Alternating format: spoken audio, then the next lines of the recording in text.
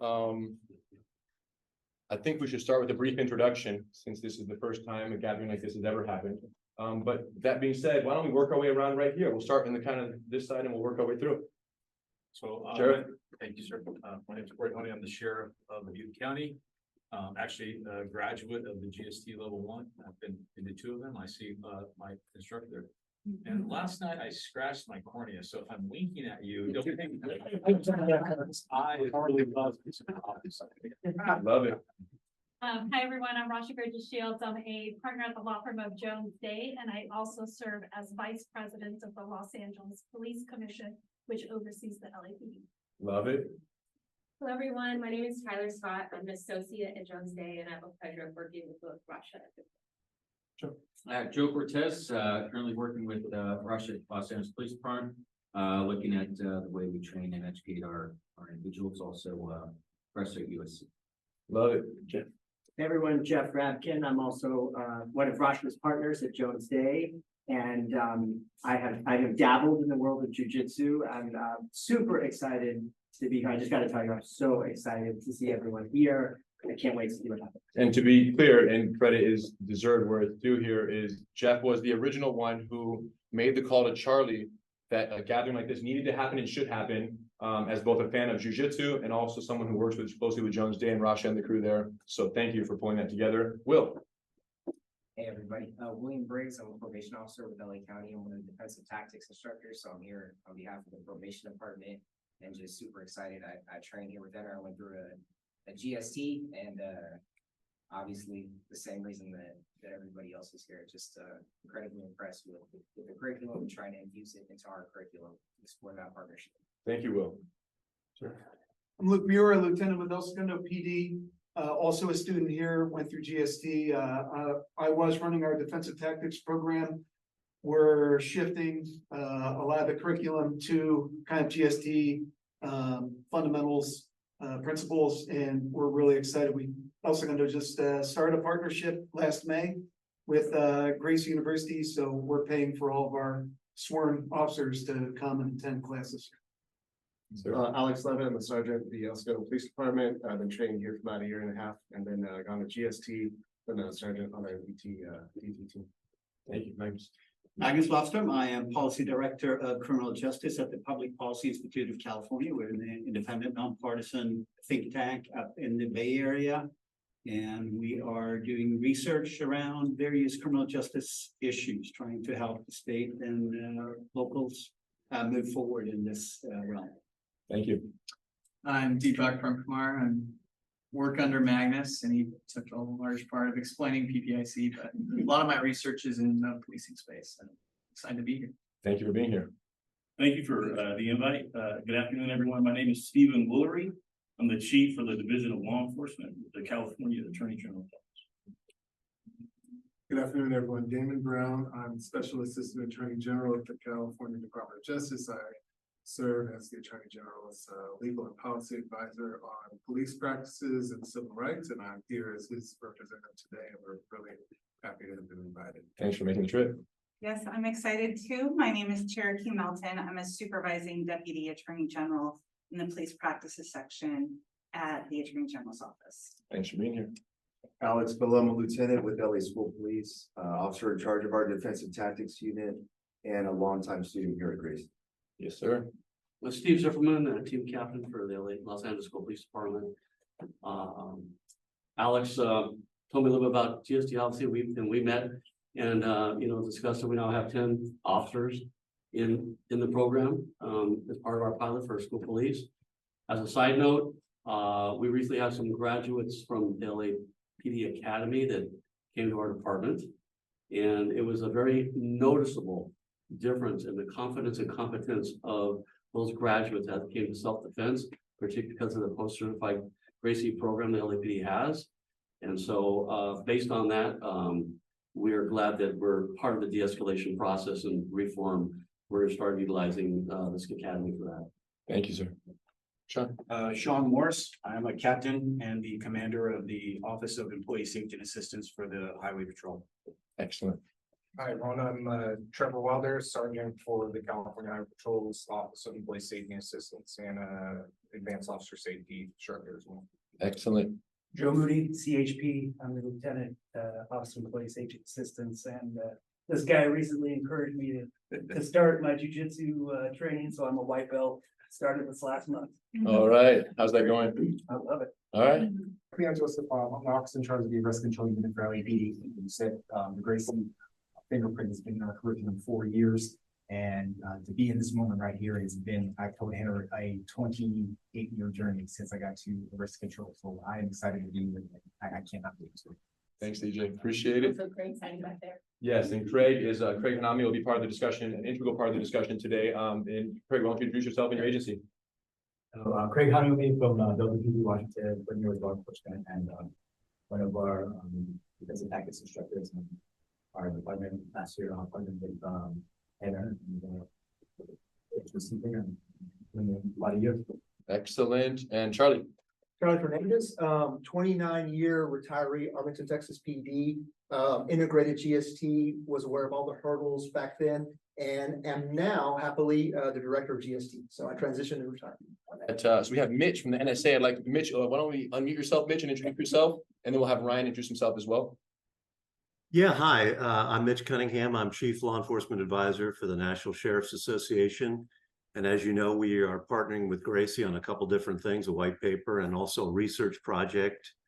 And we are encouraging our members to use leverage-based tactics. So really excited to be here.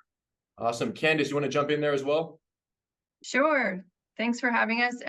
Candace Hill, I'm the Assistant Director of Grants and Contracts at the National Sheriff's Association, working with Mitch on the projects that he spoke of. Excellent. Thank you. And then I'll have Ryan Stevens from Florida. Come on in, Ryan. Good afternoon, everybody. Corporal Ryan Stevens, Pasco Sheriff's Office over here in Florida. We're in an agency. We're just on the verge of going full-time with this weekly training with GST. So we're super excited to be a part of this today. Excellent. Thank you for tuning in. Anyone else here? Dr. Scuderi, come on in. Guy Scuderi, I'm down in Florida, a GST instructor for about 6 years now, and just proud to be part of the team. We're going to get started here with a special guest, Dr. Arnsten, in a second. But I just want to acknowledge the fact that, you know, a meeting like this has never happened, as far as I know, with this many people from this many different populations about the subject of use of force, policing, and better training, really. And I'm not oblivious to the possibility that many of us share diametrically opposing views on many of the same subjects. But I think that we all share in common the belief that law enforcement needs to do better, that the relationship between law enforcement and civilians is severely tarnished, is damaged, and they can do better. We believe it's possible that they do better. The question for us today is, what does better look like, and how do we make that better possible for the 18,000, give or take, agencies around the country? And that we all share in common.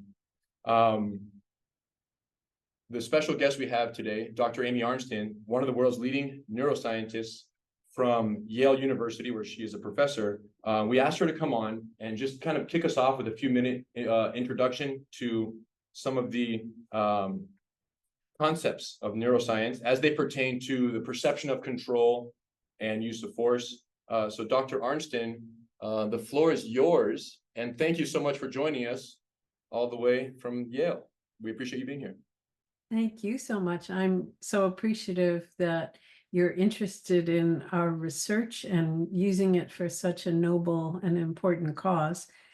So I do research on the prefrontal cortex and how stress affects the brain.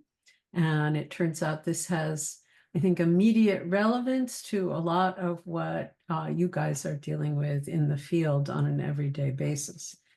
And so the prefrontal cortex is one of our most recently evolved brain regions under our foreheads there. It's essential for abstract reasoning, working memory, and the executive functions.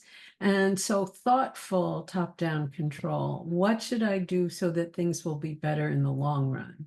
And a lot of this involves inhibiting inappropriate actions, thoughts, and emotions like aggressive impulses, distractions, being able to persevere through difficulty and challenging situations, And it's able to do this because it has extensive top-down connections to other brain areas where it can really regulate them.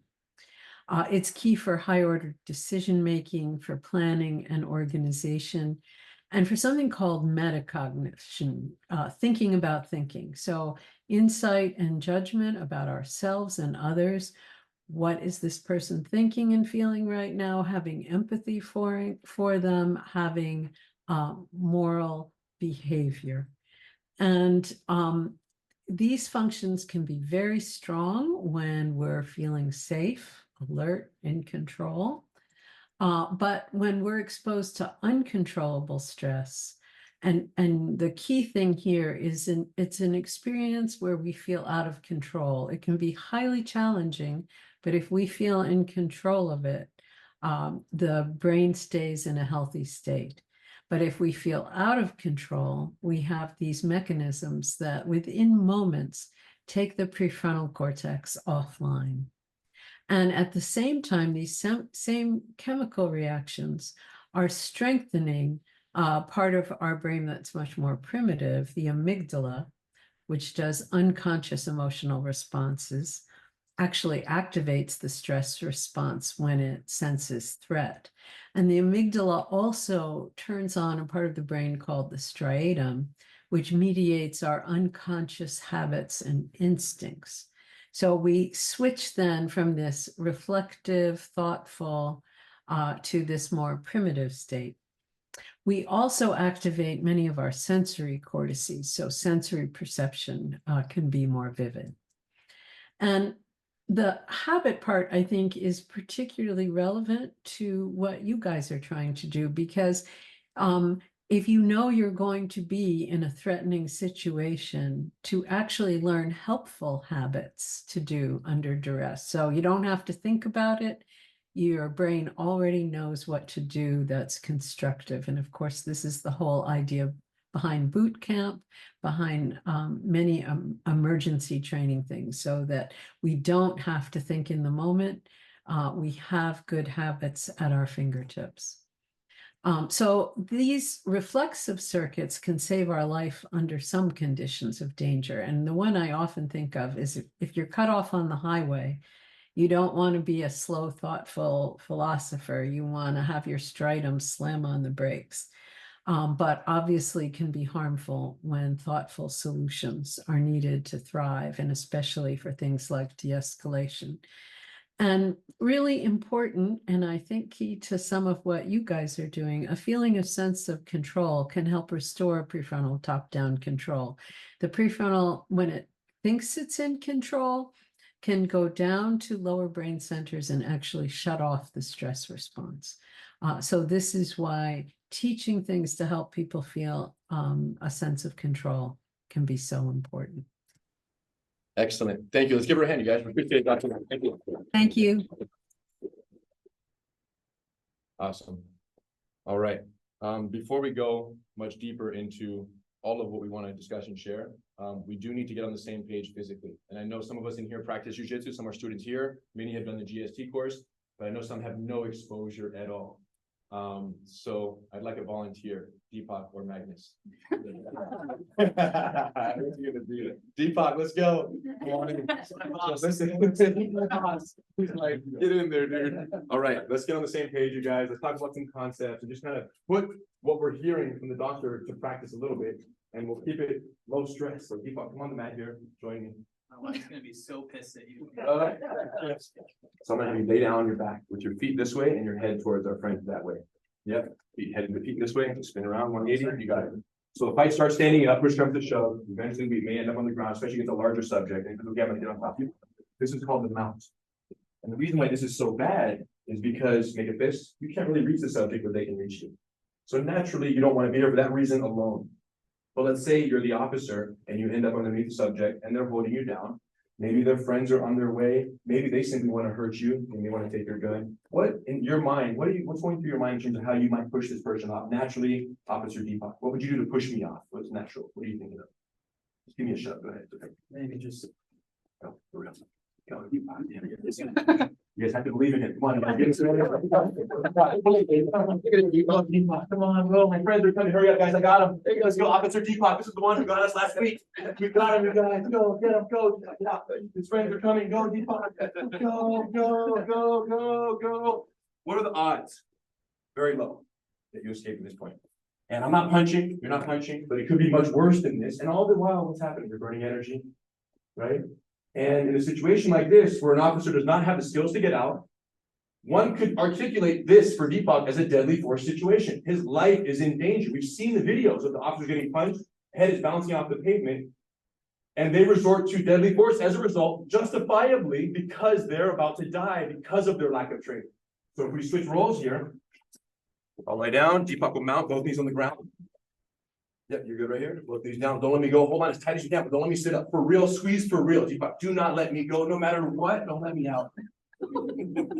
Let me out. One more time. I cheated. Jiu-jitsu. Come back.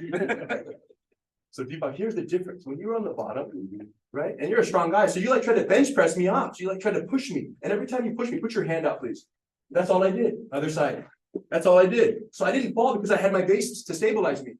Instead, when you held me down, I didn't push you at all. I knew you would need your hands to stabilize. So all I did was go. And also, you didn't feel me, but I did this. Feel that? I trapped his foot on the same side as the trapped arm. His leg is also immobilized. So now both appendages on this side cannot stabilize. So take this hand, Deepak, put it on the ground right there. Can't. And now as I bridge, don't fall. Do not fall. Resist. Deepak, resist. It's impossible. Even if I do it slowly, it doesn't matter because the technique prevails in this case. So if you're down, and I'm mounted, elbows by your side, excellent. This hand's going to grab my wrist right here. This hand will grab my wrist. Switch hands, please. Yes, great. And right now, what you're using is called a C grip on my wrist. Hold tighter for wrist squeeze. It's going to slip right out. So instead, we're going to use a monkey grip where our thumb is actually involved in the hook. Now I can't post out. See the difference? And now I cannot stabilize as you have the hook elbow to your chest. And this is great for lateral control, but I can pull my hand out the back door. To prevent that, your other hand will grab my tricep. Yes, and lock it down. Now I can't pull out the back or the side. This is cemented to your body. And you're using much larger muscle groups than my lateral deltoids, which is why I can't post out laterally no matter how strong I am. Now, if you simply put your ankle over my ankle right here, step over. Yes. And your other foot right in the center, bring it up. Beautiful. Don't let my hand go to the ground no matter what. Now, pushing off this foot, you're going to look that way and bridge your hips up. Push your hips up high as you can and go right to your knees. Officer Deepak, look at that. You can get up and get to safety or utilize other force options, hopefully less than deadly force, unless it's absolutely necessary. Or you can step over, mount on me one at a time. Step your leg over. 1, 2, and now you're in the dominant position. Sit up. Look how you make a fist. Look how interesting. Sit up taller. I'm 6'4". I can't reach you, but you can reach me. Not that strikes are the answer, but just to show the change in the advantage of the position. If you can just get to the mount, get some breathing room, re-engage your prefrontal cortex, right? Take control of the situation, and then be able to make rational, executive functioning decisions because you are in control of the situation. Deepak will stay right here. Let's talk about one more situation, and then we'll continue. You're mounted on the subject. You got the suspect down. He just robbed a bank and tried to kidnap a child, and you took him down. You got him here. Backup is on its way. All you have to do is keep him here for 30 seconds. If 30 seconds, I'm on my back still, backup is here, we can take him, we can arrest him, we can transition to handcuffing, we're good to go, Chief goes into custody. Hold however you want, and I don't know jiu-jitsu to be clear, I'm not going to trap and roll you. That move I just did, I won't use that, no jiu-jitsu allowed, I'm just street, okay? Pin however you want, on your mark, set, go.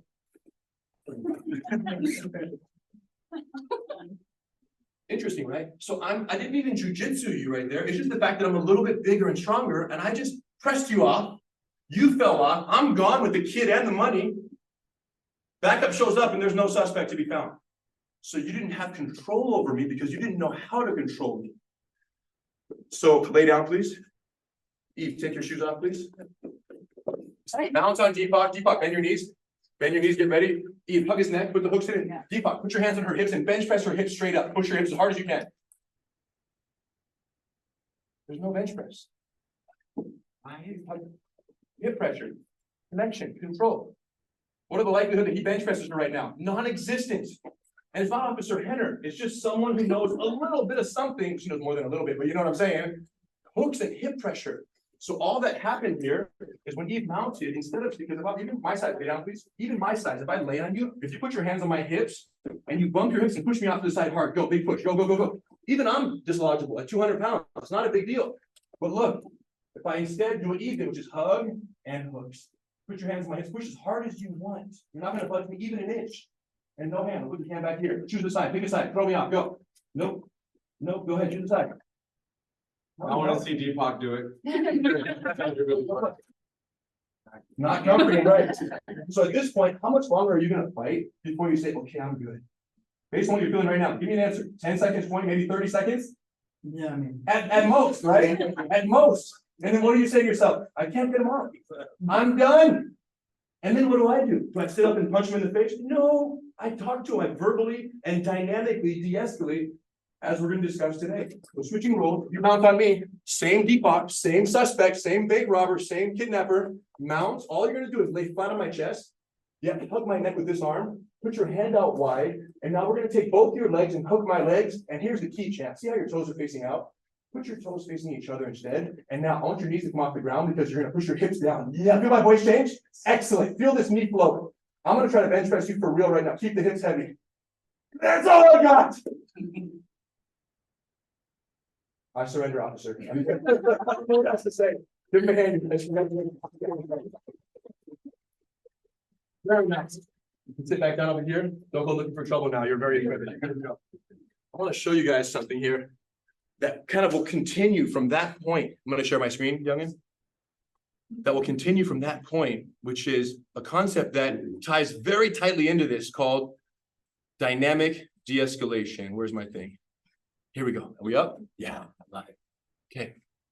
Verbal de-escalation. Sir, come with me outside. I understand you're upset. We need to talk outside. Trying to de-escalate, managing distance, managing your emotional response to the situation, trying to cool things down. It works sometimes. It doesn't work other times. When it doesn't work, a physical altercation ensues. You end up in a scuffle. You're on the ground. And normally, if verbal de-escalation fails and all hell breaks loose, at that point, all bets are off. We're going all out until the suspect complies or is forced to comply because they can't move anymore and they have 6 officers dogpiling the suspect. It doesn't have to be that way when you know jiu-jitsu. What happens is instead, when standard de-escalation fails, we establish physical control. This is one example. Once we establish physical control, for example, heat on right here, please. Once we establish, it could be a submission. It could be anything. Let's say I'm here and I have him on my gun side where we want it to be Americana and I lock him up and I catch a submission here. I put pressure, he does something. He responds in some way. He acknowledges effectiveness of my control. Could be verbal, could be physical, could be a yelp, could be tapping out. People know what that is these days. In any way that he acknowledges, what do?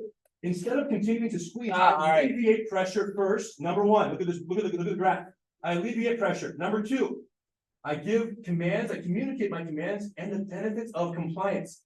Stop fighting and I'll alleviate the pressure. I'll keep the pressure off your arm. Okay. Are we good? Good. Excellent. If he in fact complies, then it can transition into a cuffing procedure. Hand over your head, roll with me, roll with me, roll with me. Stay where you are. Don't move. Other hand behind your back, please. All the way back. Yep. Cuff 1, cuff 2. If he complies, we're done. We finish it. Subject complies. If he doesn't comply, when I issue commands and benefits of compliance, guess what we do? We restart the cycle with progressively higher levels of control. All of this is only possible for an officer who understands how to control a subject physically. This privilege of dynamic de-escalation is not afforded to officers who are poorly trained. You're in the mix, you're panicking, you're going to do whatever you can to stay afloat, which leads us to the next slide, the compliance window. This right here is what we want for every officer to understand what this is and how to stay within it. Initially, when a subject chooses active resistance, what is that? I'm not going to jail, we're going to fight. And they fight. There comes a point, which Deepak felt and applied to me, where we reach control, where they go, okay, you got me, full control. When that happens, we enter what is known as the compliance window, where they feel like fighting is not going to get the results that they want. And then what happens? You stay in that window until, and only if, you cross the PFC line, or you have this amygdala hijack. And what is this? It's when someone says, okay, I'm good, I'm good, I'm good. And the officer goes triple down harder on them.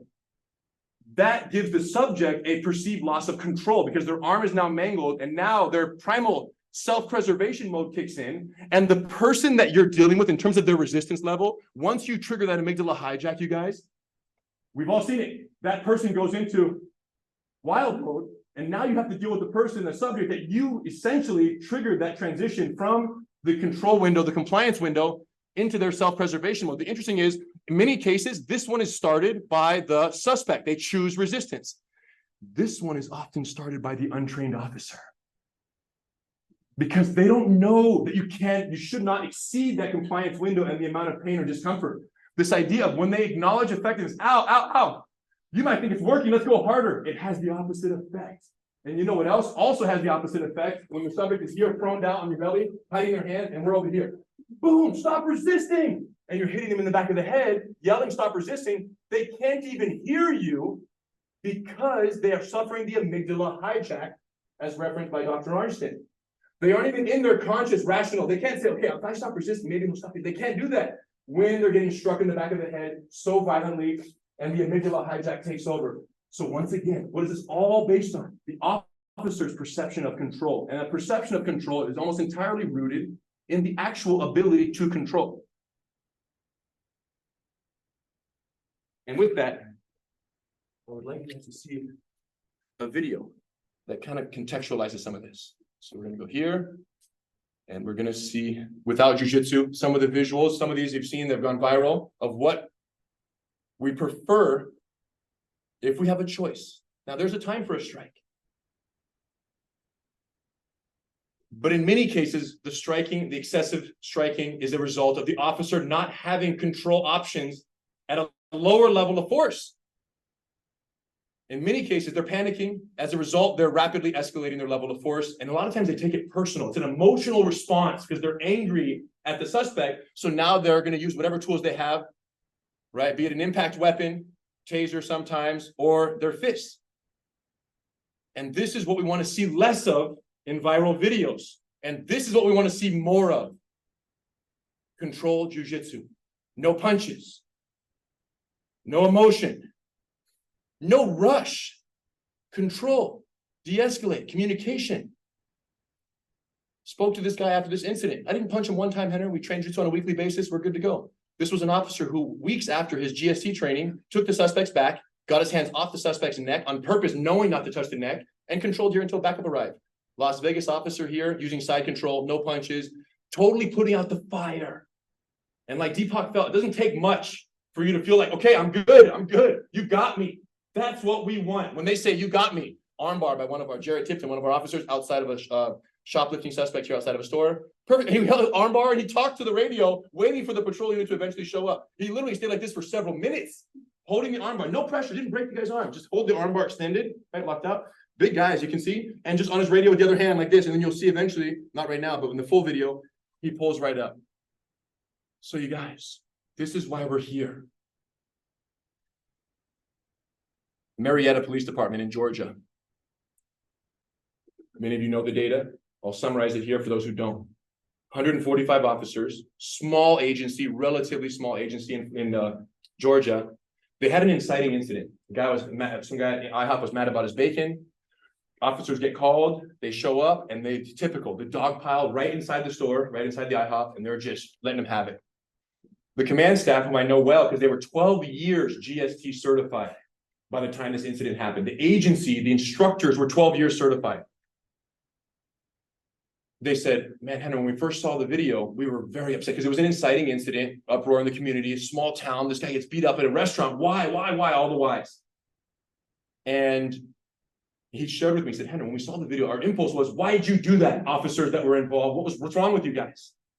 And then before they even approached the officers with that attitude, they came back to the table and they said, wait a minute, we're giving them 0 to 2 hours per year of DTAC training.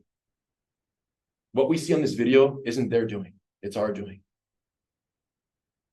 And they said, we have to completely, in every GST course, to be clear, we do week-long certification courses. Every single week-long GST course that we certify 50, 70, 100 instructors in the room at a time, then they go back and they're certified by us. Then they go teach at their agencies. Every time we tell them, ladies and gentlemen, do whatever you can to get more training at your agency. Weekly training is what we want to see. At least 1 hour per week per officer. We're advocating in every course. This agency, 12 years later, after being in the room with us, finally said, we're going to do what we've been talking about doing for so long, but never did. We're going to make weekly jiu-jitsu available for these officers. our officers, on an ongoing basis. Anybody who wants to opt in can do it. It's not mandatory, but it's going to be provided at a neighborhood jiu-jitsu school owned by a civilian. They can go there. We're going to pay their tuition.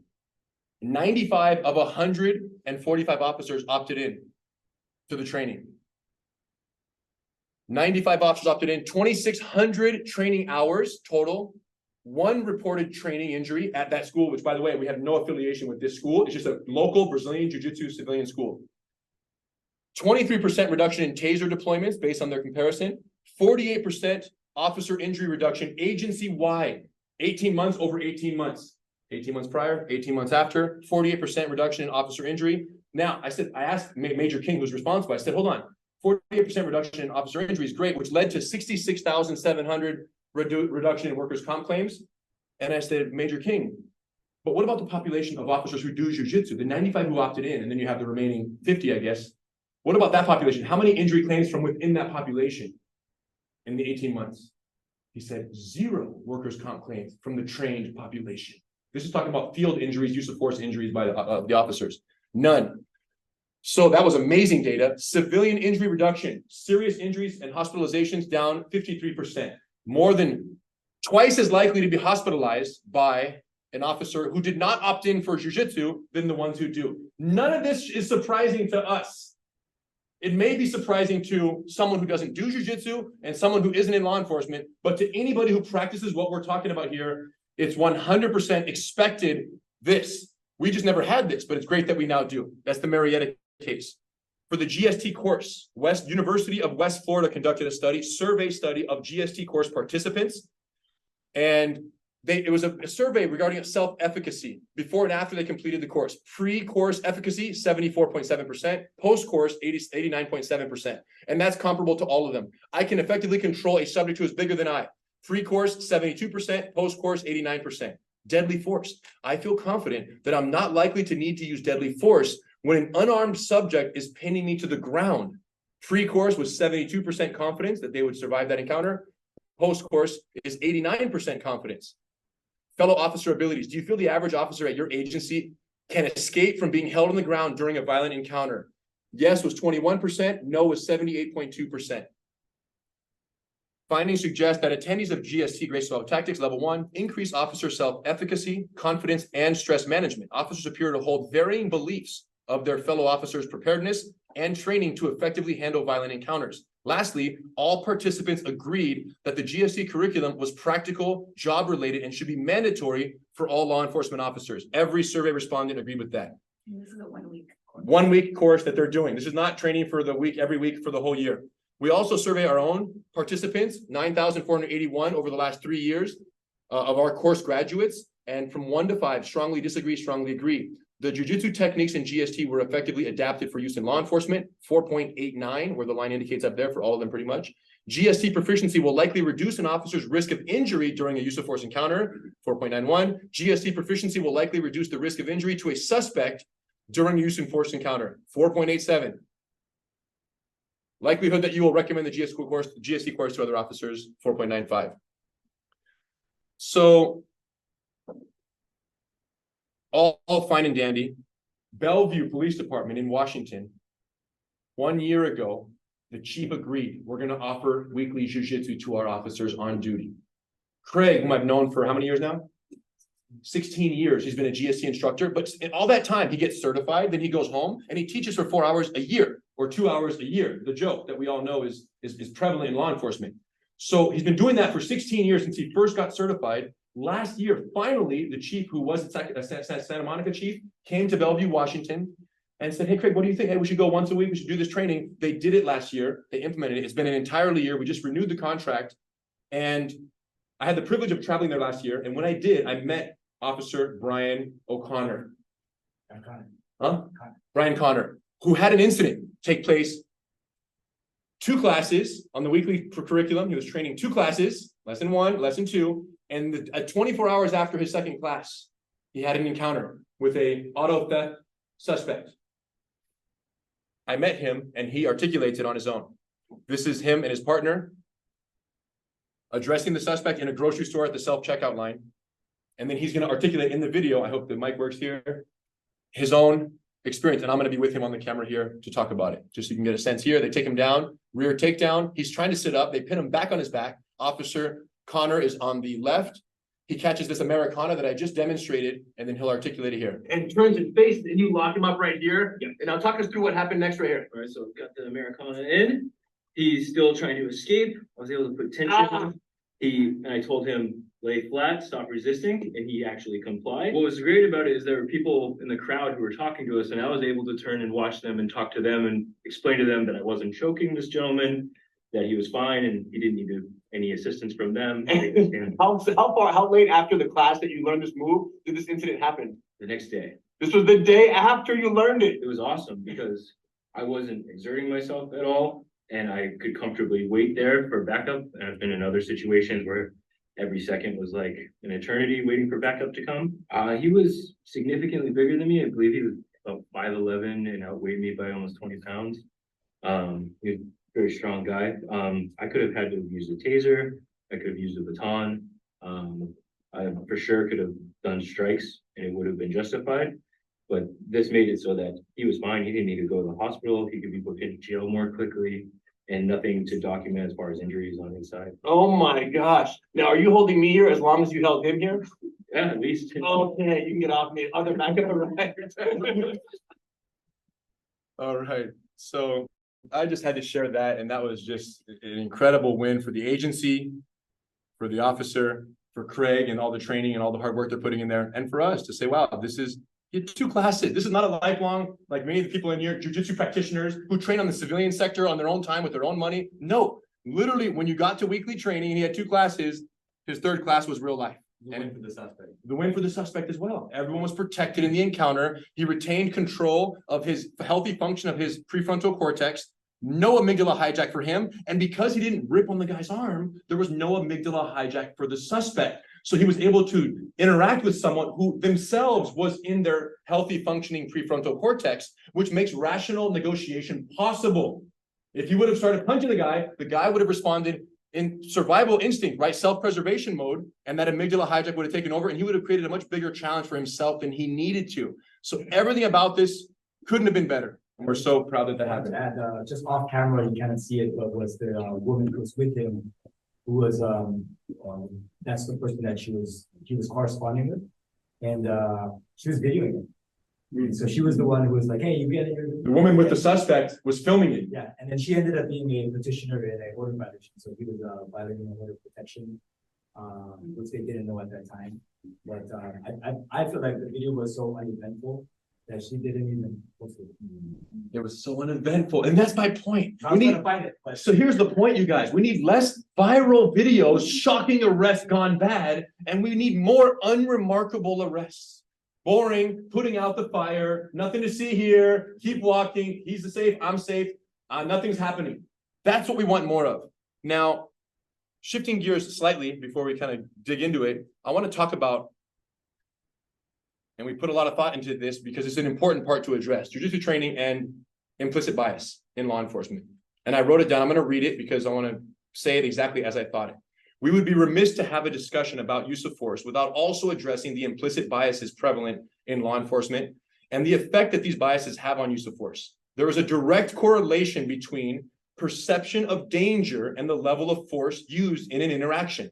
The higher the perceived danger in a given situation, the higher the level of force we expect an officer to use.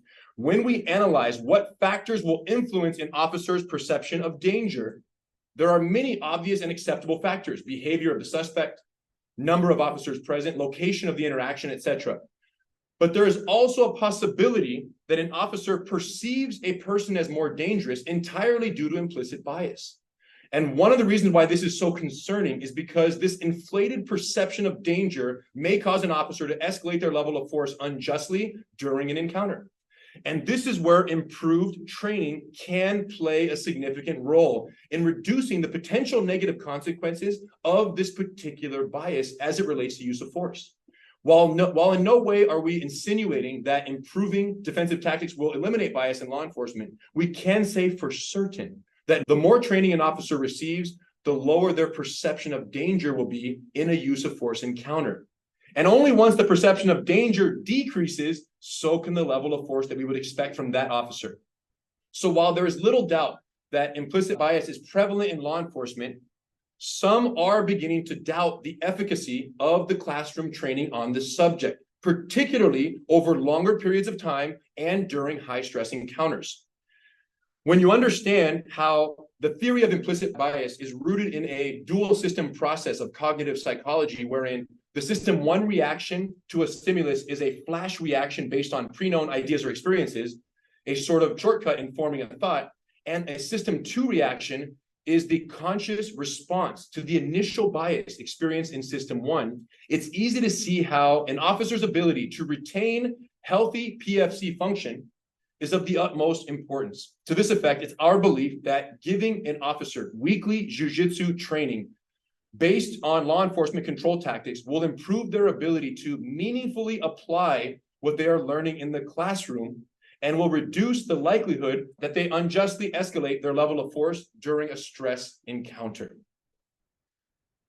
So people will often say, training is great, but we have cops that have these biases. So, are you giving more dangerous weapons to potentially dangerous cops? The reality is they already have the most dangerous weapons at their disposal.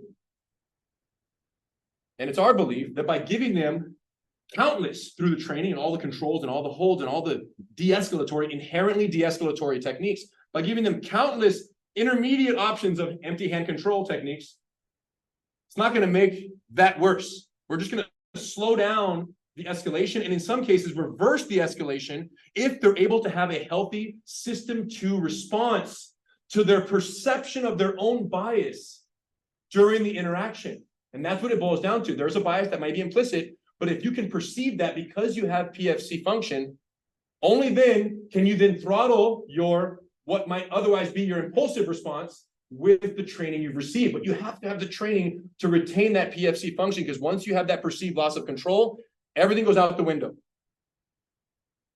It's almost like when we see excessive force right now in a viral video, when you guys watch those videos and it makes us all angry that that's happening, and especially in cases where you know the facts and you know it really didn't have to be like that. There was obviously short clips there. When you see those, on some hand, you get half the country, you get people saying, hey, that's a racist cop, they're doing that. On the other hand, I look at that and I say, that's possible. But it's very interesting because it's hard to distinguish in that moment, is that person behaving that way because they don't have the training options and they themselves are panicking, therefore a rapid escalation of force is necessary for their own survival, or are they behaving a certain way due to their biases? We don't know. And it's my belief that once every officer is trained sufficiently, only then can we start to look at situations like that and actually be able to ascertain what is the cause of that aggressive behavior. Because if you see me behaving like that, it's because I'm angry at that person and I want to hurt them. It's not because I needed to, because I have the training to control them in much lower levels of violence and with much lower levels of violence. I want to talk about the gap between public perception of law enforcement efficacy and the reality based on current training standards in California and across the country. How big is that gap? The civilian out there, the average person, believes that when someone is suited up like this, looking that sharp, shiny boots, badge, everything's to the tens, right? They look as professional and as official as it can be. What's the reality, though, for the average officer who's dressed up that nicely? Their training doesn't match their appearance. Make sense? Is that fair to say? Like Navy SEALs, look one way, and their training matches how they look. Law enforcement look one way, all buttoned up, all dialed in, the best patrol, the best weapons, the best car, the best dog, the best everything. But when you look behind the curtain at their training, it's actually disastrously insufficient, which is why we're getting so many viral videos anti-law enforcement. So this is my point. The perception of law enforcement capabilities is here. They expect a magnificence, 10 out of 10, Navy SEAL level jiu-jitsu skills. But the reality is, it's here. If that. And this is why I call that gap the PD gap. Public disappointment gap. You're right? Because if you see a video and you're thinking that cops should be able to handle that situation with lower levels of violence, but they don't, what do you think to yourself? That's a bad person. I got to condemn the officer and I got to condemn all of law enforcement because he didn't need to do all that. But again, if the officer was never given the tools, we got to be careful how we place blame until they have ample tools to deal with that with lower levels of force. It's hard to pinpoint the blame. And this is why for the last 30 years, 1991 started our relationship with LAPD. We took over about 10 years later, and this is why it's been such a frustrating journey. We train trainers all year long. Thousands of trainers get trained, 40 hours a week, beautiful, amazing course. Then we send them off, and they're now victims of their agency's training requirement budget / time, which is 4 hours a year, 4 hours every 2 years in California. And now they're handcuffed because they want to offer all the skills we gave them, but they go back and the chief says, oh, sorry, the state only mandates 4 hours every 2 years. So find a way to sneak that in there and we'll go with that. And then we wonder why the videos go viral and why the whole thing is falling apart. And the sad part is when a video goes viral for a police officer performing poorly in middle of nowhere, United States, who knows? The general public doesn't look at that and blame that agency. They look at that and they say, hey, all cops are bad. And this is, I try to warn the public on this one. You guys, we cannot generalize law enforcement because one state and one agency and they're all different entities. So when one cop performs poorly, Bellevue's doing a great job. So I try, but I'm not loud enough and I cannot convince them not to group all law enforcement in their negative judgment. So that's my solution, not going to work. I'm trying to say, hey, blame that agency. The rest of the guys are doing good. We're good. We just have to make all law enforcement better. That's the way. The hard part is the chief typically wants to stick to this minimum state training requirement. And then the training instructors at that level, they get so frustrated because they're trapped in the middle. So some of our instructors in-house, start with CJ and see if anybody else wants to add on. What does that feel like? You're the trainer. You have all the skills. You get 4 hours every 2 years. And realistically, how does that 4 hours actually look? It feels useless because I've got 282 adjunct instructors that was trained through an 8-hour course. 40, they're still waiting to be, their resumes be updated. And they can't do anything. That 4-hour course consists of being truthful. I use the course actually for 2 hours. And then 2 hours of just handcuffing. We're able to do. And then the public thinks we have the utmost ground training, because we're the LAPD. And it's just not true. Anybody else talk about that frustrating gap right there? Any other trainers locally? Yeah, go ahead, sir. And it's not based on that, but I would, an observation. If it seems to me that maybe there's not enough advocacy to go back to California Post and say, guess what? We have the tools to eliminate and prevent a lot of this stuff. And maybe California Post needs to reevaluate how many hours need to happen mandated per year for these programs. Can anyone tell me how they ended up at 4 hours? Anybody in the room can tell me how they ended up at 4 hours every 2 years? No. And I've never got a straight answer on that. It could not be more arbitrary. And here we are. The entire nation is suffering, and for sure California, but the rest, and some agencies, as Charlie reminds me, have zero. Texas has a 0-hour annual in-service training requirement for hands-on arrest and control defensive tactics. You never have to do hands-on as a police officer after the initial academy in Texas ever again, and you can remain a police officer in Texas. Sir. Thank you. So to that point, I've actually been talking with Manny Alvarez about this topic. Manny was the director of Post, the top guy there, and broached this topic with them. Post, like a lot of government agencies, is easily mired within the bureaucracy that exists, and it's easy for them to default to, we do this because this is the way it's always been, right? Sure. And when I've talked to the people at Post, what they say is, well, if we mandate more, you'll expect more reimbursement. And there's truth to that.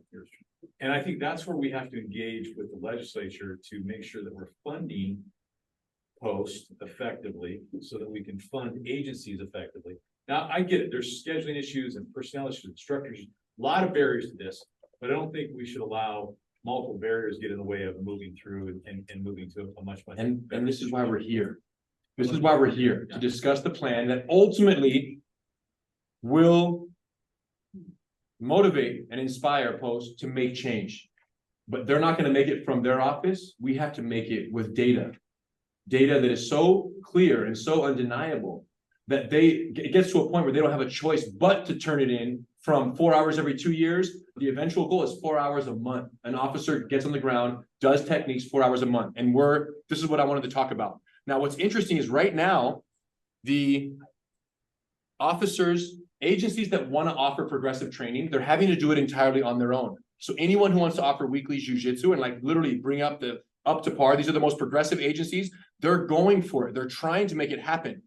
Craig's is one example. His state does not mandate weekly or monthly jiu-jitsu at the agency of training of this nature by any means, but the chief said we're going to do it. So there are a good handful of very progressive agencies that are kind of carving the path in terms of what this can look like. And what's interesting is that because there are enough agencies out there that are trying it, some have been successful and some have failed, we've been able to pin down what the biggest challenges are at the agency level for the ongoing weekly implementation of jiu-jitsu based law enforcement training. Mitch would like to say something. Go ahead. Mitch can come on in. Yep.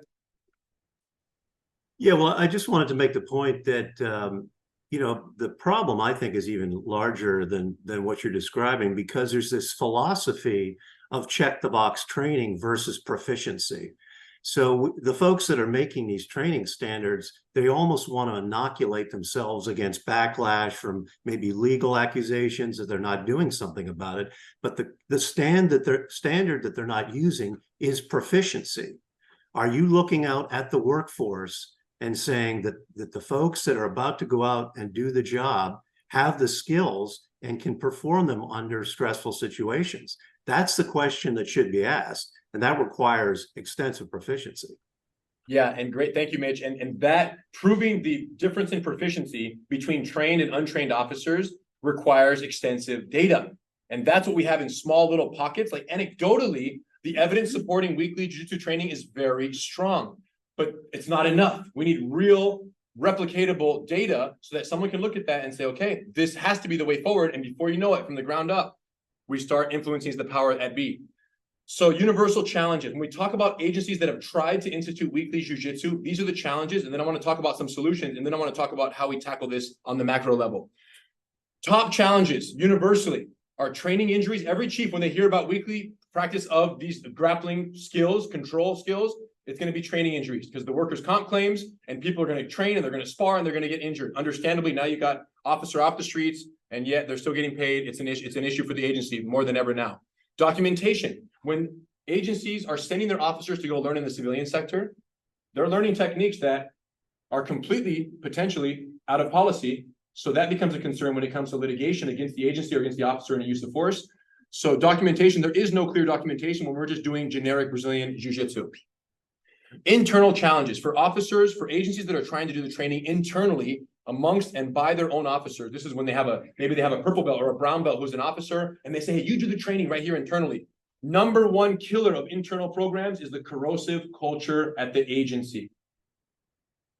If you're in law enforcement, which I'm not, but work very closely with those who are, you guys know that sadly, the culture within law enforcement agencies can be very corrosive, very negative.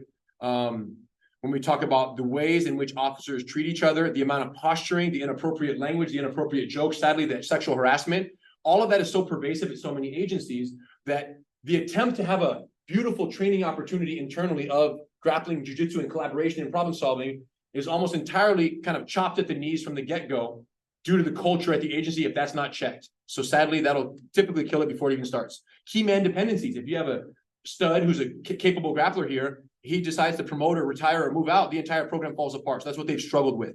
And then scalability, creating consistent instructors over time and growing it to feed the whole agency the skills that they need. For external jiu-jitsu, sending someone to a school, the way El Segundo has it with us right now. They send their officers here, they do classes, and we're a great school. Policy is a concern because they're learning techniques here in the civilian sector, but that may be very different from their agency's use of force policy. Sport BJJ limitations. When you're practicing between two people who are grappling for the sake of grappling, it's very different. There's no weapon retention. There's no arrest and control transitions. There's no considerations for these applications in use of force encounters. And then, of course, participation. What we found with El Segundo is very few officers come here on their day off because it's kind of out of sight, out of mind. They don't really want to do that. They're with their families.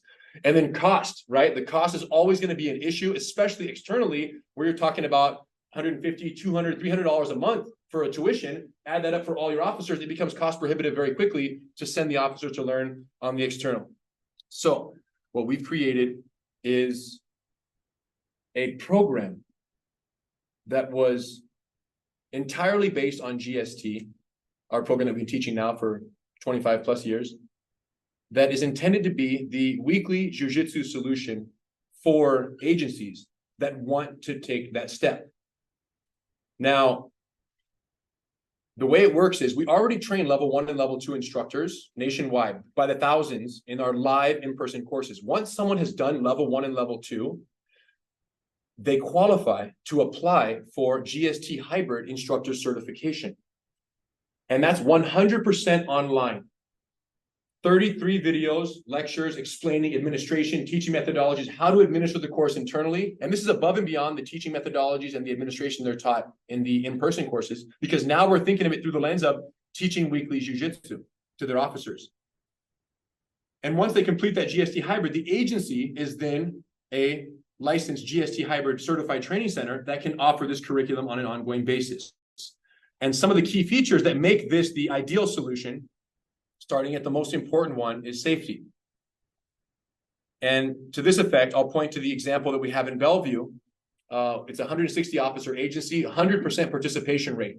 All patrol officers, some detectives as well, right, are participating. 24 classes offered a month by Craig and his colleagues, 1,300 plus training hours thus far, 0 recorded training injuries, and 0 excessive force lawsuits lodged against the agency in the last year based on the training they're receiving. Sir. Can I ask a question? How did you get 100% participation? I assume you managed it. What are the shit? Okay. So to clarify for those who can't hear, so Craig, what they did is they made it, if they have a 10-hour shift, once a week, not in all of their shifts, but once a week at the beginning of a shift, they'll have the first hour be the class. So we love that. Policy compliant. So GST is California Post certified. Our program is California Post certified at level 1 and level 2. And so the officers that are learning these techniques know that they're learning techniques that are already approved by the state. And this is also, I think we have it here. Yeah. So the map here shows the darker colored shade are all the states where GST is post certified through ADALIST, the International Association. The medium colored, like California, are the ones where they're state certified by the State Licensing Commission. And then a few states, about 5 or 6 states on the right there, that are either they don't have a commission, or if they do, we're pursuing the certifications there as well. So this, combined with the fact that all the classes are taught by the agency instructors who are their own staff. So Craig knows his agency's policy. So every single technique of our curriculum is taught through the lens of that agency's policy and can be adapted as such if necessary. Civilian grade instruction. We have 260 plus schools around the world. The number one thing that will make or break an officer's desire to come back to class and participate, besides safety, is the quality of the instruction. So these instructors who become GST hybrid certified, like Craig and his colleagues, are learning how to teach at the same level that we're teaching for in the for-profit sector. Now, why does that matter? Because government grade instruction sucks. The instructor knows the room is captive. The student knows they have to be there. Neither one of them cares that much as a result. There's not a lot of incentive for either party. But we've been teaching civilian instructors now for 15 years. We've been certifying outside schools how to teach jiu-jitsu so safely, so encouragingly, so effectively that people pay money to go to these schools. And it's our belief that if we can teach civilians of all belt ranks, these are not master black belts, blue belts, purple belts, brown belts, all levels of experience, some with as little as 1.5 to 2 years of experience. If we can teach all of these instructors to go out there and teach jiu-jitsu so well that people pay money for it, it's our belief that giving them all the same administration and teaching skills in the government sector, they'll at least be able to give it away for free and people show up enthusiastically. Like, that's the idea. If the world is paying for it, I can teach you how to give it away and people actually say, yes, I'll take that class as part of the perk of being at this agency. Respect culture. This is a big one, you guys. We talked about the culture of concern, the corrosive culture that sadly permeates so many agencies. When we have civilian-owned schools and we have Gracie University here, we teach a class. Everyone comes in, they're buttoned up, they're on their best behavior. No profanity, no inappropriate joking, no bullying, No sexual harassment for sure, right? No unsafe training. This is very clear to the world. Everyone who's here knows that. Every one of our schools around the world, same culture. And it's the culture you would expect in martial arts: respect, honor, integrity, like what the traditional arts are known for. Sadly, some instructors don't adhere to that, but truthfully, many MMA schools and many BJJ schools, those values are all completely absent, to be clear. Gracie University, 100-year family legacy in jiu-jitsu, it's our core.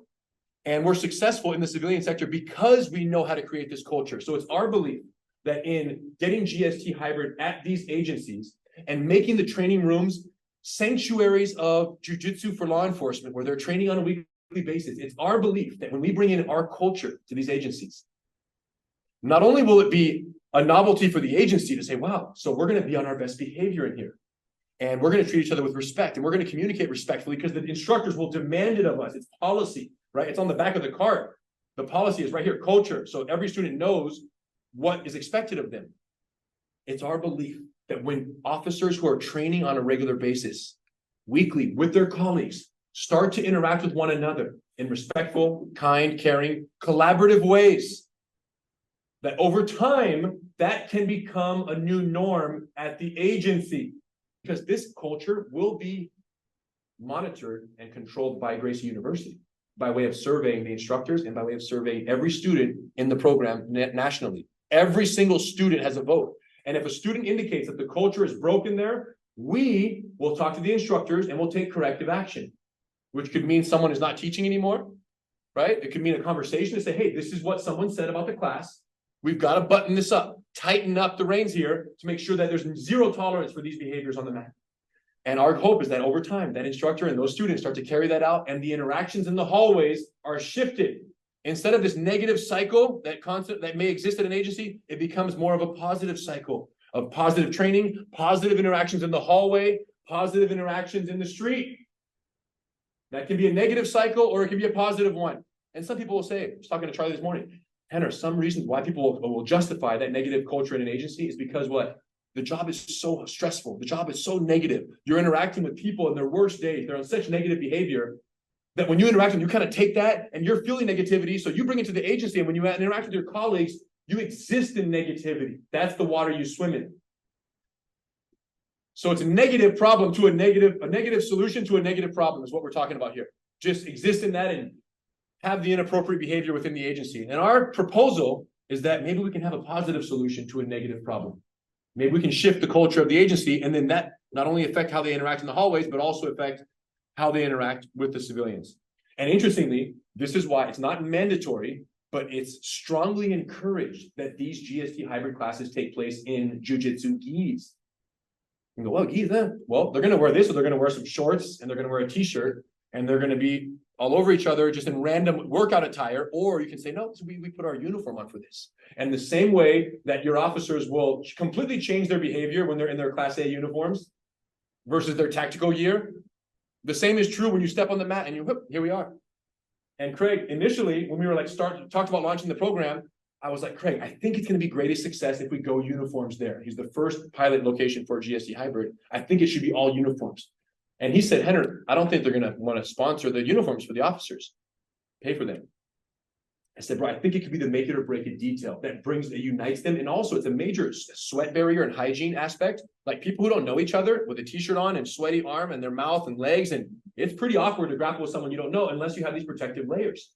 So I said, Craig, I think it may be the make it or break it. And then he said, okay, here's what I'm going to do. I'm going to pay for the uniforms for all 160 officers. And maybe they'll reimburse me, maybe they won't. So he just did a wholesale purchase, got the gis there for everyone, started going. The program was so successful, they reimbursed, they paid you back, right? They reimbursed them. But the point is, tell me about some of what the students said when they initially, one of the women, I think, communicated to you that was the make it or break it for her. Talk about that. Yeah, believe it or not, in our work right now, there's still people that exist in law enforcement that are touch-averse. And one of them was a coworker of mine. What'd you call them? Touch-averse. Touch-averse. People still exist in the industry. She said that he doesn't even like to do defensive tactics in general because of that. And she's fit, she likes to work out and like put her in close quarters. She goes, no, I'm good. Or she does whatever the minimum is, and that's it. And that's a There's other coworkers too, like they come in from their treadmill. Straight into the training room, like no change or nothing. Treadmill, sweat, very good, when do close quarter stuff. Right. Good combination. So for her, that was a factor that made the training tolerable. I'll do it. But she'll tolerate more. There you go. So there's a hygiene component and a touch averse component, but there's also a culture shift when we say, no, this is what we're doing. This is how we act. And the hope is that that spills out to their everyday interaction. They said to, like you said about, we're here to train. Now, like everybody's in their mindset, you come into uniform. And when we talk about culture, I thought that was really quite remarkable that, so there's the back of the attendance card. So you can see we talk about culture there and other things, promotions and resources, and also shifting into the right place at the right time. The fact that these classes are offered on a schedule at the agency, at times that make sense for your officers, they're going to show up. If you're offering it off location, off duty, they have to show up on their own time. Maybe they even get paid duty time like they do at El Segundo, but it's still your day off. You got to go to a class. You have to leave your family, leave what you're doing. Right place at the right time makes a huge difference for them. Unparalleled documentation.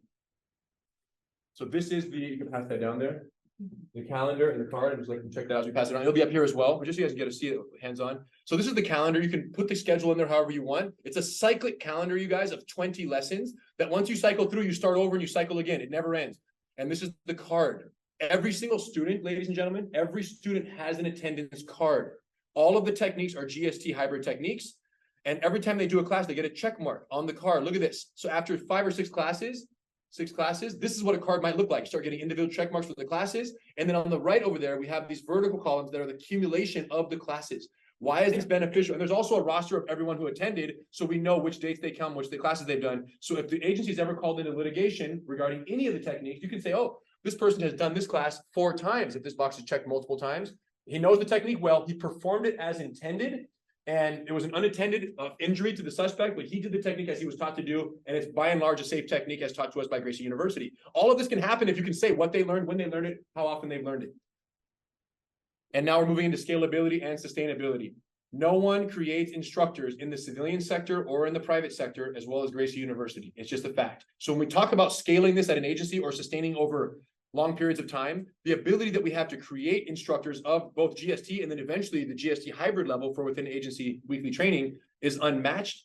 And this is critical because when you have an administration change, you have a retirement, you have someone transfer out. We want a program that is so strong that it will have staying power regardless of any year-over-year changes in administration. Online video access.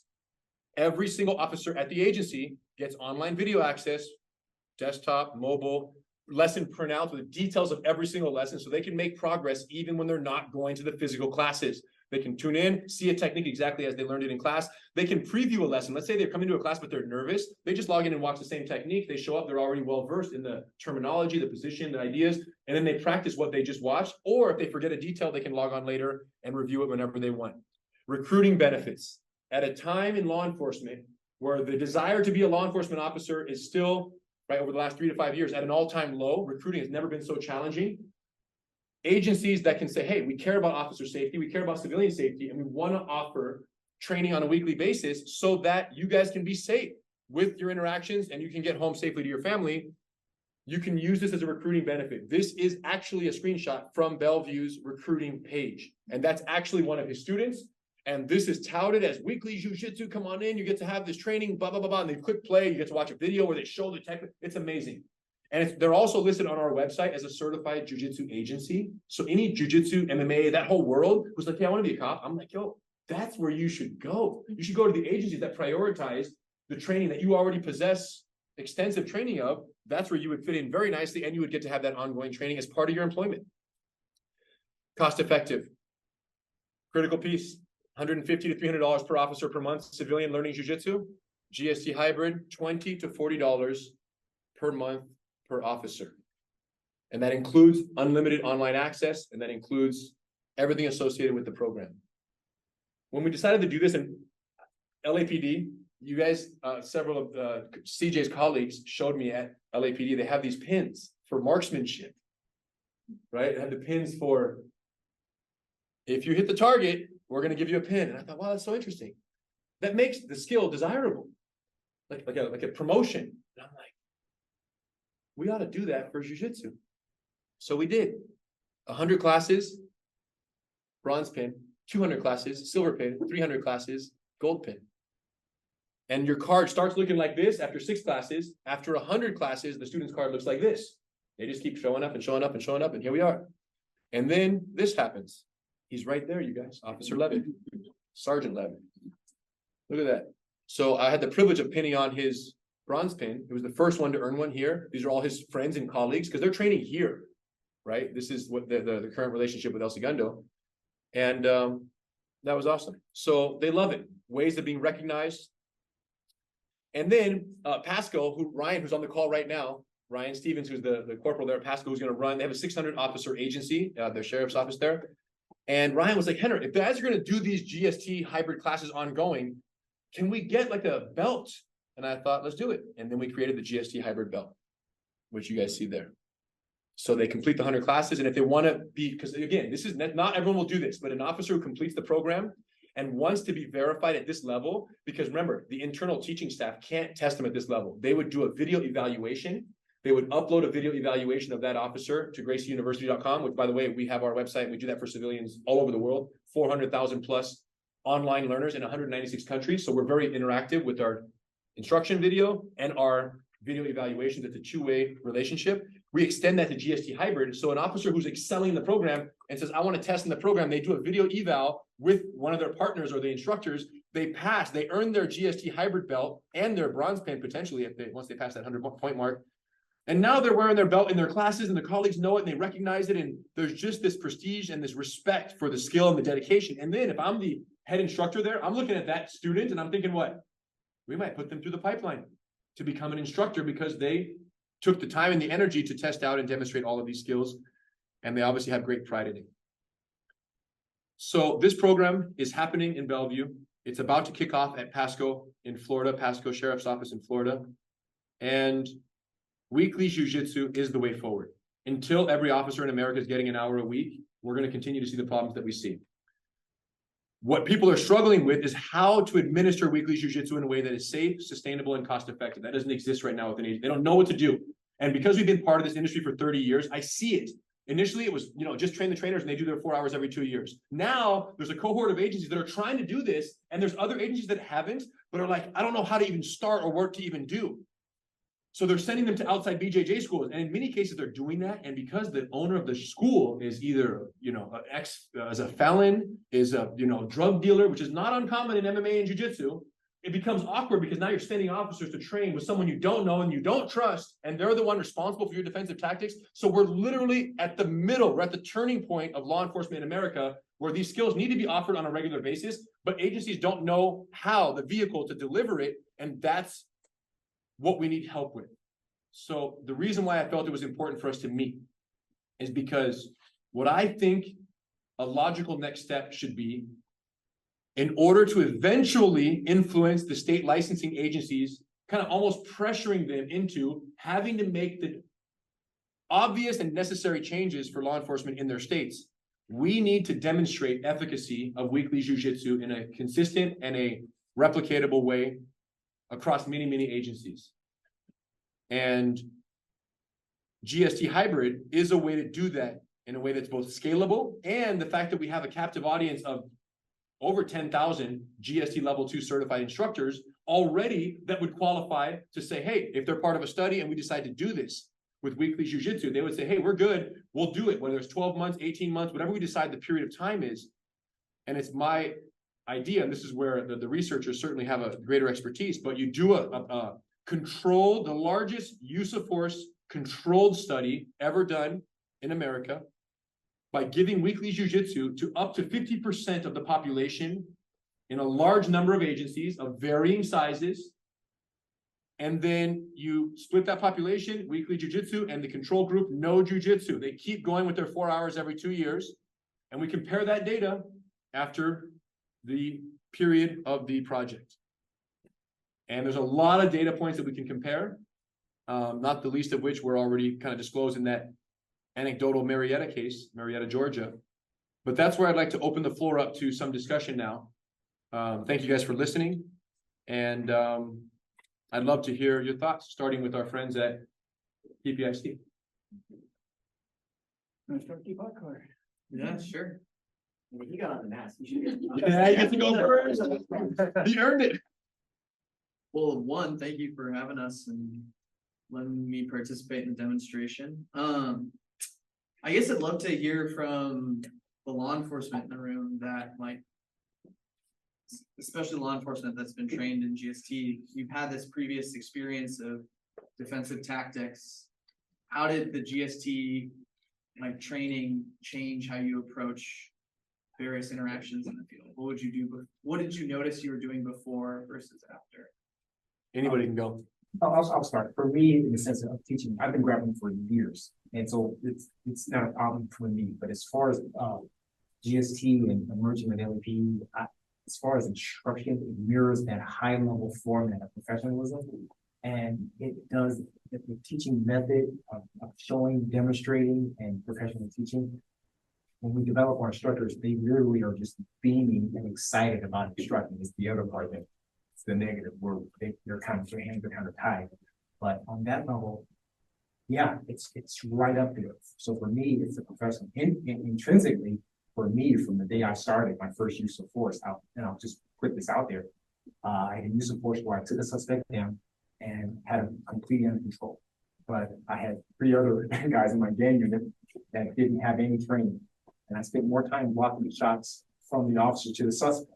I took the licks of my boss. And that's when I knew we needed something different.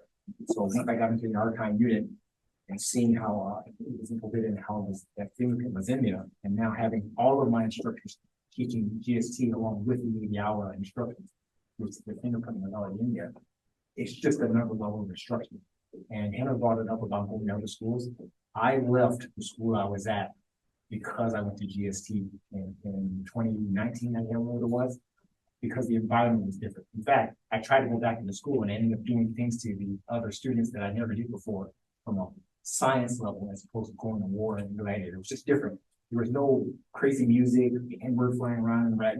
It was the environment here was just super professional. So you talk about the intrinsic coming out externally.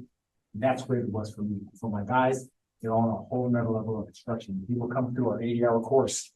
They say that's California, that's the place to go, but all because of the environment. And people still want to come to the course. Our course is always full, thanks to that ideology, professionals. Thanks, CJ. Anybody else want to speak to that? Alex?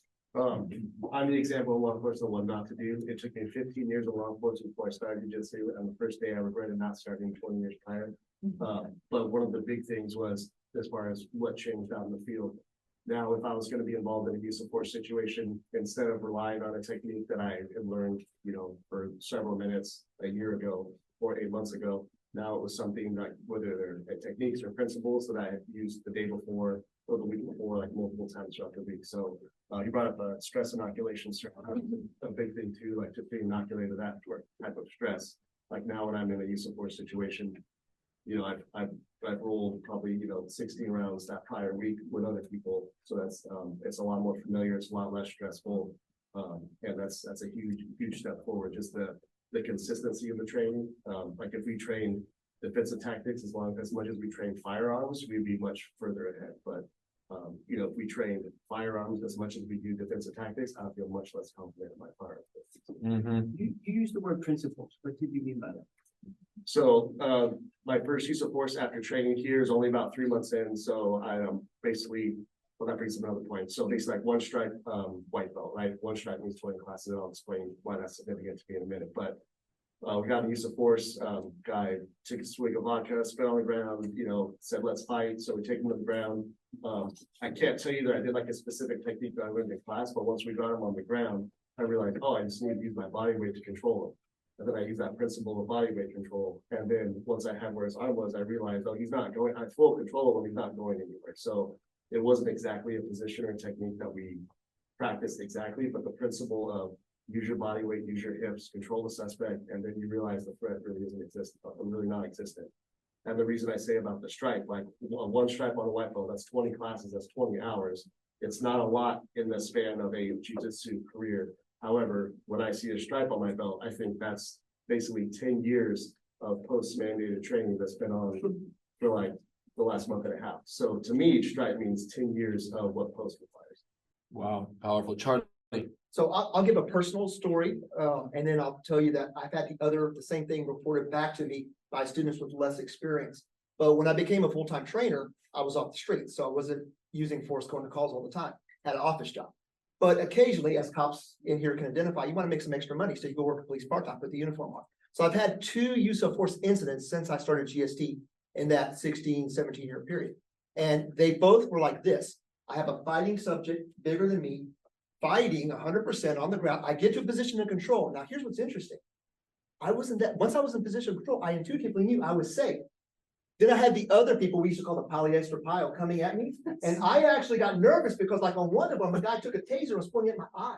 And he was like, get out of there. I'm like, calm down. And I started having to de-escalate the other officer. That was a bigger sense of anxiety for me than the suspect. And another one, somebody had spray, OC spray, and it looked like this big, but it was right here. And they were screaming. I'm like, calm down, put it up. I got it. And this guy's struggling a little bit. I got it. And I was nervous about the other officer. What they would, selfishly, I was also nervous about them hurting me, but I was calming them down. But this was not the concern. I've had other people report the same thing where they literally get in there. One guy, Leonard, his famous thing is they had a pile of people on top of somebody, fist, tasers coming out. He basically walks in there and says, hang on, I got it. I got it. Moves people aside, cuffs a person, and then walks off. So that's anecdotally what was happening. Charles, you talk about culture, and my first use force in '97. That's all right. My guys were upset with me that I didn't allow these punches to come through, and well, you got to get respect. Street justice. We got to get. Actually, that happened on one of mine. The one with the things. This person like, why did you do that? He pushed me back there. I'm like, okay, I'm sorry you did, but that's not our job. There you go. And that's the whole point. This idea of street justice, right? Like you got me, I got to get you back. That's a very emotional response to a stimulus. And with dynamic de-escalation as the mantra, every technique we teach, it's control. Okay, you got me. Alleviate pressure, communicate commands and benefits, and then either he complies or we cycle back and we increase the level of control gradually as we implement higher levels of control there. So there's no space for street justice. We teach that, we talk about it. They could have punched you 10 minutes ago. Right now, when you control them right now, you don't get them back for that. You simply control and you neutralize until the threat has been neutralized. We don't take it personal. We're doing the job. Yes. I had a question about how effective all of this is when you're talking about like command and control, and then you basically verbalize to get the compliance on individuals who may not be mentally capable of that. So particularly dealing with both mental health patients and then also individuals who may be under certain substances, which is one of the things that we're finding the harder times to de-escalate in those types of. Yeah, for those who couldn't hear over there, the question is, how do you de-escalate dynamically with a subject who is either mentally ill or is under the influence? And it certainly makes it harder because when their PFC is impaired, they are suffering an amygdala hijack due to the influence of that, either the mental episode or the drug or alcohol. So you're basically dealing with someone in survival mode. They're in their right self-preservation mode from the get-go. And it is more challenging. And it's almost like the officer has to be more capable physically, technically. Like any one of you could have a mental episode right now. And if me and Guido are the ones arresting you, you're not going to get hurt. You can try to kill us. You're not going to get hurt. We're going to talk to you calmly the entire time. And we are going to place you in cuffs. And you're going to be safe the entire time. But because our skill level is so high, even without any of your participation in your own cuffing procedure, the transition into handcuffing, you are going to get handcuffed and you will get pronated and you will get controlled, but it will be done gently. It'll be done. But again, that's where the stripes matter. That's where the skill matters. And all we want for every officer is to say, no, you could have a mental episode right now and not cooperate at all. And I still will neutralize you first, protect myself at the same time. And then when backup does get here, we'll carefully, essentially use the overload principle, which basically means disproportionate resources to accomplish the goal, right? Which is easier to do when you have multiple officers and we can all do it in tandem. I had one of the last commendations I wrote when I was reviewing force for my agency was a young officer with a mentally disturbed patient or patient, actually on the side of a highway, busy highway. He got what we call side mount positional control, even though the person was incapable of actually processing commands. So he didn't like say roll over, nothing like that. He just held it, got on his radio, said, I need more resources. And he just held. And he was calmly, gently talking to this guy. And the guy, you could tell, even though he couldn't process, it was de-escalating a little bit. He went from like level 10 to like level 7, level 5. More officers came in. Once more officers came in, everybody was calm. It reminded me of a bunch of surgeons and nurses around a table, very calmly coordinating with each other to get a job done instead of a whole bunch of people under a middle hijack. So that person couldn't process it, and he couldn't maybe have the person do something, but he put the fire out, as Senator said, and That's slowed the it down. key. It all starts with the control, perceived and actual. If the actual control is not there or perceived is not there, imagine how on the side of the highway, we've seen the videos, how that goes wrong. The officer loses top position. The suspect is now reaching for their gun in that mentally challenged state, or in their intoxication, reaching for the officer's gun. The officer pulls the gun, uses deadly force, and now we have what could be a regrettable action that could have been avoided if control was prevalent. And Henry, just to speak to what she brought, which is a good point. In LA, just using LA as an example, there are more and more people demonstrating mental health crisis, fentanyl, narcotic use, and a lot of times law enforcement is contacting people who are dealing with both at the same time. In addition to someone who might have a predatory past or a predatory mindset. So I think with jiu-jitsu competency and that comfort with the discomfort and from training and rolling, you can use time and distance a little bit more, which I think there's a lot of advantage with that. Because if you could use a little bit more time, you can use a little bit more distance. You give yourself the opportunity for that situation, maybe de-escalate. Maybe the suspect agrees to whatever enforcement action occurs. Maybe he or she doesn't, and additional units arrive on scene. I think what happens sometimes is an officer might be worried if he or she rushes me, like, what do I do? Like, what happens? And I think if you kind of have a plan for that, it takes some of the pressure valve off. That what if. So any other questions? Thank you, Alex. Yeah. I think she was asking the question based off the joint lock that you saw, right? Or for all of that, like, so to when they release the pressure when you're willing to comply, but if they're not. If they don't, you just break the arm. That's kind of the question. Like, what if they don't comply? Do you just break the arm? And the answer is transition from a joint lock to a positional control. If someone's having a mental episode, you keep twisting their arm because they can't understand what you're saying. This is the best That would be answer. unfair to take their arm off. Yeah. You jump off to a side control, you just hold them down and you allow that time to take pass. Love that. Yeah, sir. Well, it's a much more boring question. What about interest among law enforcement to participate in the kind of evaluation that you feel is needed? The buy-in from law enforcement, and which also means that you need the right data for it. You know, that has the fidelity that you feel like, yeah, we can trust these data. It also means that you need to create a baseline before the experiment. You're absolutely right about the ideal way to do this, but you also would like to see a baseline before the experiment is actually implemented.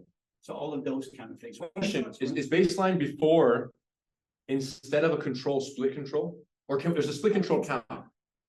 It counts. It's just making sure that you don't start off with some differences that you have. If you have a period that you can observe and have a sense of, you know, when you have those measurable outcomes, then that creates, you know, an additional way to ensure that whatever you see in the results isn't driven by, well, maybe it wasn't randomized, for example, right? Yes, So I you have understand. some of those things that you can establish before that. No, we don't see these differences, and here's the So Charlie, maybe you can speak to the consistency of data within agencies regarding use of force encounters and the tracking of the pre-existing data. I know for sure, and then Charlie can chime in here, regarding your question of their willingness to participate. That is on us.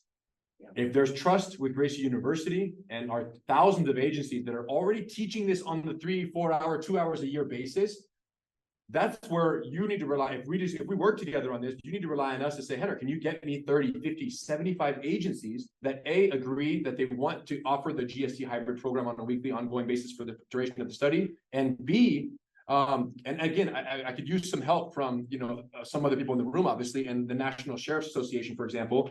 But B, once they say, yes, we want to do it, I think that they're absolutely willing to participate and say, hey, you can have the data, you can see the data. So there's a very trusting relationship, and it can be done rather expeditiously because, like I said, the candidates to teach GST hybrid, they're already out there. They just need to say, yes, I will. And then they basically go to this online 33 lesson course and they're effectively certified to offer the program. But regarding existing data, that we would compare the essentially new tested data against, what about that? Yeah, that brings up a good point, because in addition to a control and experimental group, you can have the before and after. And I think the good news is most agencies now track uses of force. And now there's a little bit of a challenge because everybody defines the levels differently. Like one agency's definition of passive control is different than another agency's, but I think that could be easily overcome by having consistent data points. But you can literally make criteria just to be included in this. The officer has to have been used force X number of times in the last 24 months or something like that, just to make sure you're getting people that, you know, it's worth measuring, because there are officers who go their whole career and never use force. They're assigned to certain units. You can have all sorts of, you know, we could go down the rabbit trails, as you're well aware of that, you know, they have to stay in the same unit during the study period. So the data is clean. So yeah, I think there's ways to definitely do that for sure. Any other questions? Oh, I just was gonna say, I know this is really being kind of pitched as a de-escalation, to which I think it is, but I think there's also a benefit to also saying that this is part of like the wellness programs that should be done, and that this is kind of benefits to both like officer satisfaction, safety, morale, all of those, mental health. And so I think the baseline kind of evaluation of like almost surveying a group before it starts of like, how satisfied are you? What do you think of the culture? You know, how do you feel about, you know, your life? And then kind of taking the test later as well. I think those like that, plus comparing them to the ones who are not participating. I agree 100%. And as I enthusiastically indicated, the culture shift here, I think, is going to be like the dark horse in this race. There's going to be something here that pops out at the end of all this study where we're going to go, holy cow. Yes, there were fewer uses of force. There were fewer injuries to civilians and officers, all the stuff that's anecdotally kind of revealing itself. But if we can kind of put these data points on the list of like the wish list of things we want to track before and after, 100%, I think we're going to see increase in officer mental health. We're going to see an increase in the culture of satisfaction at the agency as a whole. And I think those are going to be priceless for law enforcement at large to know that that's possible through a seemingly unrelated thing, which is defensive tactics. That is the really exciting thing to track for us, honestly, just as much as the reducing of injuries and reducing of use of force overall. I have one more question, sorry, for just the officers who's participated, just because I'm very interested in all this. Have you been able to use the techniques on anyone who is armed at all, or are these all unarmed? The places where we see a lot of the use of force is the deadly use of force when someone has an edged weapon and not a firearm, and it seems like everyone won't put hands on anyone. And that leads to the deadly use of force. So how is that trained if someone actually has some type of weapon in their hand?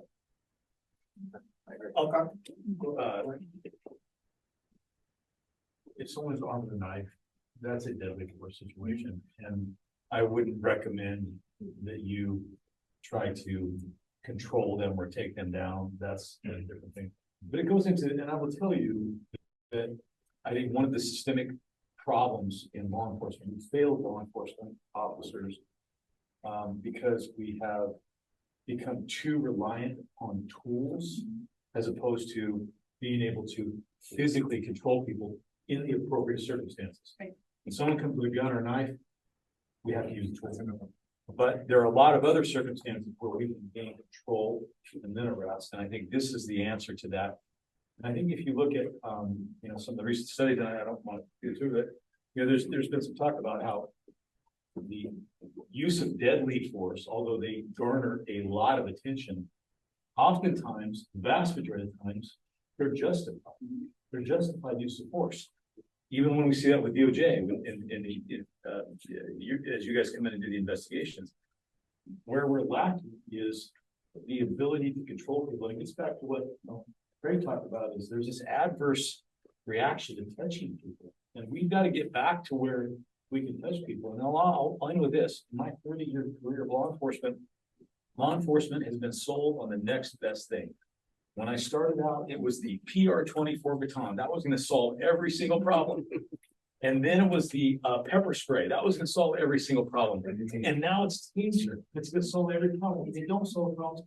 And we don't know how to touch people and control them before we can get into a situation with the rest. So the people have been looking out for the tools, but you are the tool. You are the most powerful, most effective tool, the safest tool, most reliable. And yes, sir. I just want to say that I think it's what's shocking to the conscience. When you have a suspect that's armed with a deadly weapon, and then police officers have to use the reasonable and necessary force to stop that situation. It's a tragic situation, but I think people understand. But what is shocking to the conscience is when there is a situation where law enforcement is using an inappropriate level of force against a suspect or a person that does not have a weapon. And I think that's where you're coming into the fold with a solution to help law enforcement deal with that situation, to better equip us to handle that. And I think it boils down to a confidence level.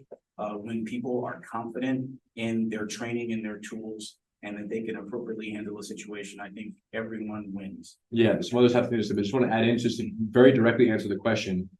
Once again, the level of force used is a function of the perception of danger. If someone walks in right now with a little box cutter, you would perceive that a certain way as a certain level of danger.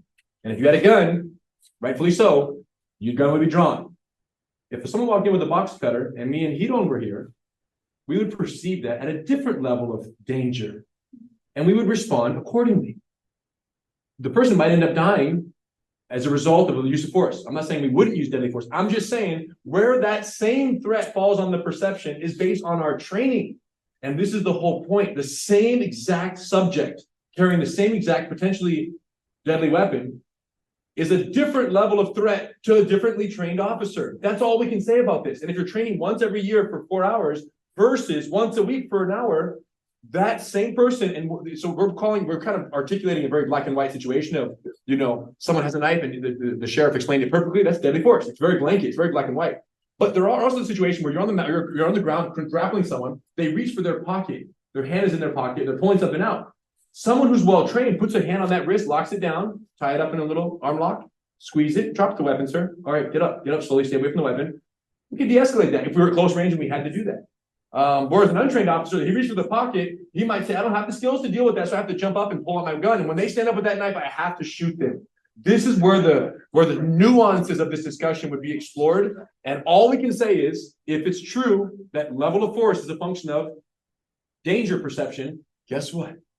Lower the perceived danger by increasing training, and we lower the necessary force in that encounter every time. And sometimes also because, the knife situations are relatively rare. They're not an everyday occurrence, but they do happen. And when they happen, they're bad. And when they're not handled right, they're bad. And one phenomena I have seen over the years, not like personally experienced it, but I've seen in the law enforcement community is somebody may have a knife, but they're over there. They're 50 yards away. The officer, because they don't train very much, they just know this 21-foot rule, which is a totally different subject. And they rush into 10 feet and they shoot them. It sounds crazy, but it's happened. There's been court cases and stuff like that where they'll get too close and then they say, well, I was too close. Therefore, one thing in the program that we talk about is distance management. That is managing the distance and understanding the threat. So if you're in PFC control, you can properly evaluate the threat and make the right countermeasures. If you're in the middle of hijack, I've seen officers do crazy things on felony traffic stops, just sprint up there and try to go into the car, all sorts of silly things because they were in the middle of a hijack. So I think that's kind of the key. If we can say in PFC control, we can mitigate a lot of those situations. And that 21-foot rule is for a suspect running at you. So yeah, because they don't know your point. Because they're not trained. To your point, an officer gets excited and in their mind they're running towards it. Oh, they're hijacked. So they create the situation and then they use deadly force to solve the situation. They kind of sort of created. There's any other hands on that? Yes, sir. Just kind of piggyback on what Charlie was saying. An officer can't de-escalate a situation unless they themselves are de-escalated. There are a million times in my career where I'm like, man, I was under a lot of stress, right?